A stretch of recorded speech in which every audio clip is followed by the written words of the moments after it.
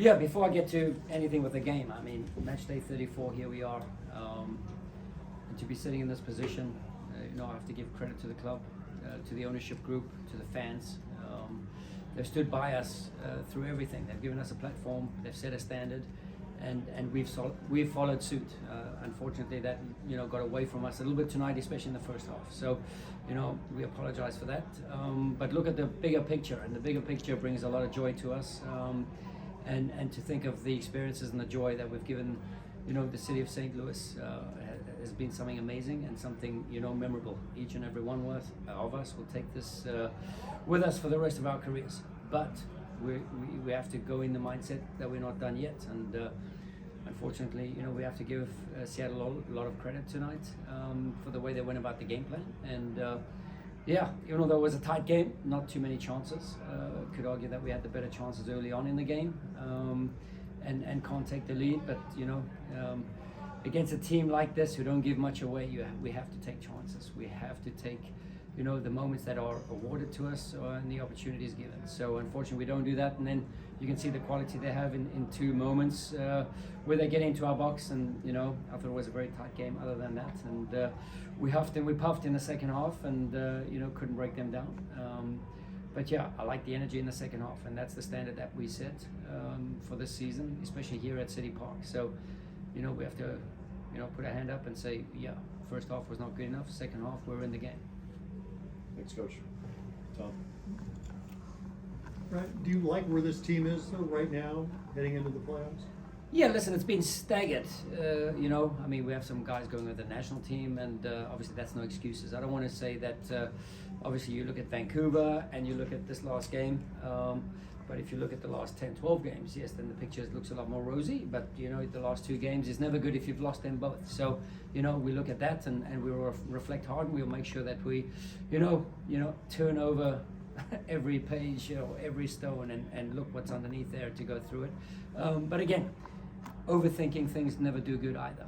I think they lead to problems that don't really exist, and we have always a bigger picture in mind, and for that we'll work towards, and the bigger picture comes upon us next weekend, and that's something will be special for everybody here in the stadium, here in the community, us as players and coaches.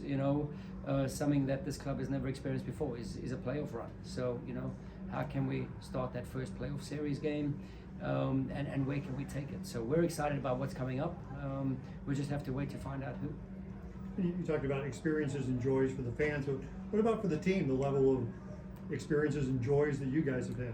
Good. I mean, it's been an amazing season, but we live in this realm of we're not happy with anything other than a successful moment, and we've built so many moments over the season, and that set a standard, and anything that we don't achieve, if we don't meet that standard on any given day, we're unhappy with that as coaches, as players. We drive a pretty high standard between those four walls there, and which is great, but also we have to remember where we came from and what we've done. So again, it's a fine balance we have to continue to work with, between greatness achieved so far and not being comfortable yet. And with a young group, often sometimes that we have a slip, we have a blip in the system, a glitch. So for that said, all right, we'll throw this one out and move on. Julian, go ahead. Coach, given the way you guys want to play, just how frustrating is it, and how much of a difference did Seattle slowing the game down on the pitch, but also with the restarts make on the game? Yeah, Julian, it's a good point. I mean, but again, credit to them. They use the tools and they stretch the laws and the rules of the game, and it's a savvy group. We've known this for many years now, and I've been in the league nearly 6-7 years. So Seattle are always there and thereabouts, and it's no surprise that they put on a performance like that in the first half. They know exactly the type of buttons we're trying to push, and they work against it the totally opposite way. So again, it's just this game between the game. There's nothing I can say about that. It was one of the, I guess, key things for everybody to get through the game. Okay, Joachim went, maybe a little scary when he went down, but everyone got through health-wise and is. Yeah, again, we're not really too concerned, right? We just want guys to, empty the tank, fight hard, be who we are, and that stood us good the whole season. So, we believe in everyone in the roster. So, I'd rather, go down swinging in moments of, when in the first half we're a little bit passive, right? So we woke up a little bit in the second half and we really, stood for what we believed in and showed it, in certain moments. And that's all I ask. And then you can see the guys, start getting rewarded for their brave actions. But unfortunately, it was a little bit too late. But everyone's fine. Did you go with the keel at the start just to give Indy a break, or what was? Well, one thing you don't know, Indy had a problem in in the national camp. He had a problem with his calf muscle. They kept him out in the first game. He played 30 minutes. Managed minutes and load, and we had to do the same thing. So we just weren't sure because of Indy's arrival how long it could go, and we didn't have time to assess. So we just took a cautious approach. Daniel Diaz from Bar Libre. Congratulations on the first place. Thank you very much. Do you see yourself at the beginning of the season as being top of the conference? And how do you achieve this achievement for this club? The second season they played, and do you see yourself as top of the? Yeah, thanks. We set out from day one to be competitive, Danny, and that's all we wanted to do. So for, I would say, 30 out of 34 games, we were competitive.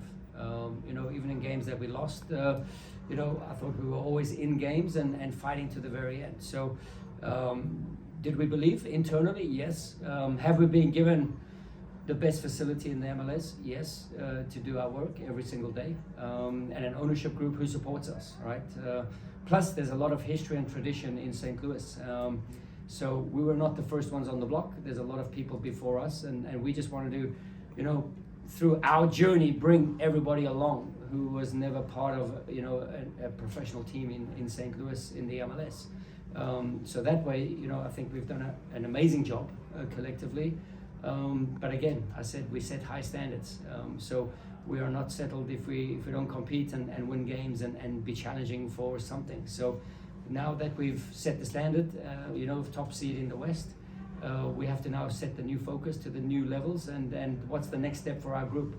I don't think anybody in the locker room now is happy with the last two games, but we're excited to kind of clear the slate and start a playoff run. A playoff run, it's one and done. So, it's about next weekend, and hopefully we can, put our principles and who we are, accompanied with what we believe in on display. Coach, you just talked about, clearing the slate. Are you obviously you don't enjoy losing, but are you kind of happy in a way that you can get out bad performances before the playoffs, kind of get out of your system, or is this obviously not the way you want to go into playoffs? Yeah, I mean, it is what it is, right? We can spin any story whichever way we want to, right? And we have to make sure that we clear the players' minds. We have to clear our minds. We have to be focused on what the job is at hand. The two teams in the 8th and 9th spot, we've faced them already. We've had really good success with them, and that's got to give us momentum. It's got to give us excitement. It's got to give us energy, knowing that we can beat these teams. So that's got to be the focus of the week. Showing who's number one and performing like it, even on training days. So, we're just going to continue our business as we have done. And if that gets us, into the next round of playoffs, then it by all means. But, for us and our group right now, we're still playing with house money. I think there's a stack of house money left over from the season, and we're going to put that to good use. Perhaps it wasn't a situation today where you had to pay attention to results elsewhere in the conference. Well, presumably when you got off the field, you found out what the situation was elsewhere, what else had happened today. We're surprised when you find out that Portland doesn't get in and how it all came together. I haven't focused too much with that, Tom. I mean, we just picked up Sporting KC and San Jose. That was all, on the way to you. I'll go home and, in the darkness of my basement, I'll have a look at, the wrap-up show and see what's going on. But right now, the focus is with you guys. I was just wondering if he was like, oh my goodness, No, again, I mean, there's just so much going on in my mind about the game, the 90 minutes, the second half, the first half, and what's planning for tomorrow, the training, because the show doesn't stop, we've got training tomorrow, we've got to regroup and go again. Are we going to play against San Jose or Kansas next game? And which one you like to be the one? Again, I've said, we've faced these two teams in the season already. We've had good experiences with both of them, and we're excited about going to our first ever playoff game. The focus should be about us and what we believe in, and our principles, and City Park. We have to get off on the right foot, and we want to make sure that we put them in a tough game from the very first leg of the playoffs.